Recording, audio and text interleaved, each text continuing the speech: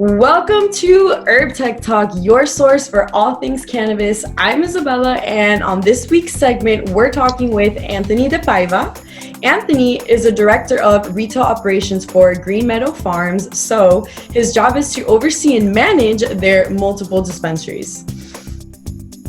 And I know that some shop owners have a hard time managing one store. I can't imagine having multiple. So I guess your organizational skills have to be on point, and you're obviously a person that can handle the madness.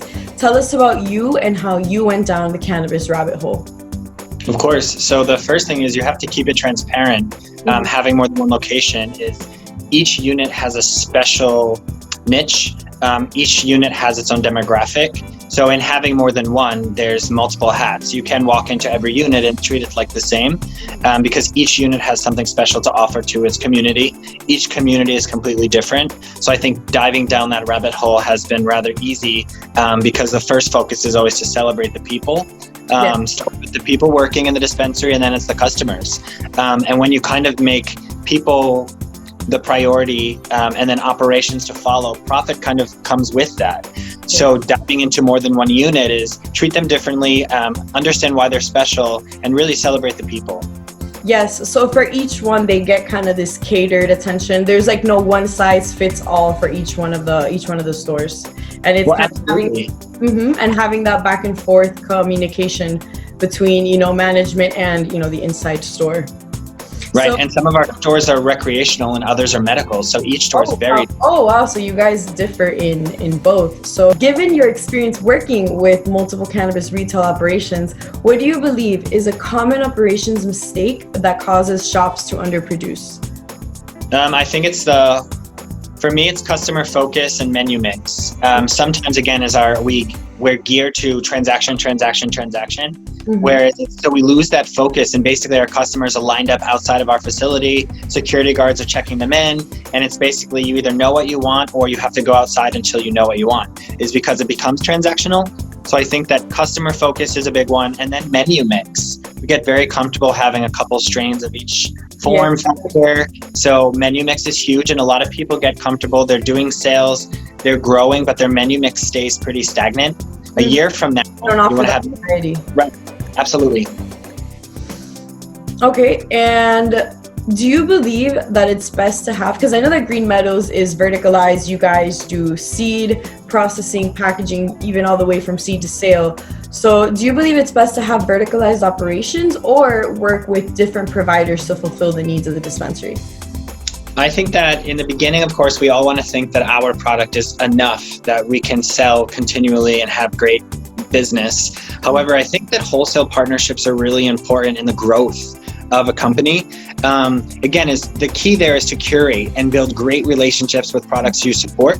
And I think that it's really important, to give yourself 60% of your own product, but also maybe build some of those wholesale partnerships and basically add proprietary items that are curated by your team, and there's something your company believes in. But there's a lot of companies that align with what we do, so it's really neat building those partnerships. So we're 50-50, 50% our product, 50% partner product. Wow, so I think that's a great balance to have between both, because you're both collaborating with other growers and other people, building your networks, also offering variety, and at the same time you're saying like, hey, I'm a key player, like my strain is the shit, like my product's like Green Meadows is the shit, so we sell anyway. So I think that's a very healthy competition, and I'm all for it. So what insights can you share with us about managing multiple dispensaries at once? I know you said you guys have both recreational and medicinal, so. I think that the key is to keep it small, keep those senior teams small, so that you end up, it's a partnership, it's collaboration. The bigger the team gets, the harder it is to communicate and collaborate. There's too many ideas and there's too many things flowing. If you keep the team small and you really focus on projects and tasks, it's very easy to execute because it's going to a smaller space. It's education, and then education. A lot of training. So you're constantly training and having that reinforcement. Okay, so what advice can you give people who maybe have, they're dispensary owners, they have one, maybe two, and they're looking to verticalize their operation and they want to control the entire process? What can you share with us about that? Again, it kind of goes into the previous question, and it's keep it small. Keep it small. As you grow, keep your senior executives, that group kind of small and intimate.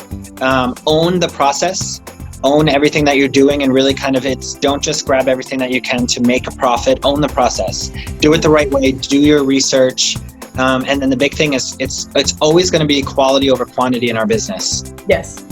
Quality. So to kind of summarize what you've been saying. So you're saying it's best to keep the operations and the senior team small, to keep open lines of communication between everybody involved in the supply chain, and offer that variety, inside each dispensary.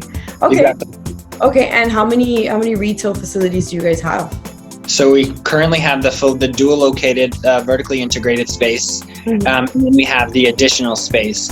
And then in my previous cannabis life, we had 4. So we had 2 medical and 2 adult use. Oh, okay. Wow. Okay. And how have you ended up in this position now? Did you first start off as a bud tender and then you worked your way up? Like, what can you tell us Of course. So for me, it was really easy. I was a senior level executive for a restaurant group and was recruited into cannabis because of my restaurant experience. Again, the Department of Health regulations versus the CDC regulations kind of mirror each other. So they're the same. So for me, it started as a single unit general manager. And then I grew from there. So I grew to multi-unit, and then I was offered the director of retail. However, in my current role, I'm the director of retail and wholesale operations. So I do all of the order procurement. I kind of get to manipulate and handle the menu on my own, which is have that authoritative power. Nice. Then I get to bring it to the team and celebrate with them to be able to sell it to our guests and our patients. Of course. So do you kind of consider yourself like a cannabis curator? Do you always get invited, to sample different strains and give your feedback and So do you have any favorite strains? What sommelier cannabis advice can you share with us? I'm a huge Granddaddy Perps guy. But I love Skittles. That's one of my favorite strains. I vape it and I smoke it. But for me, I'm a vapor. I love vaping.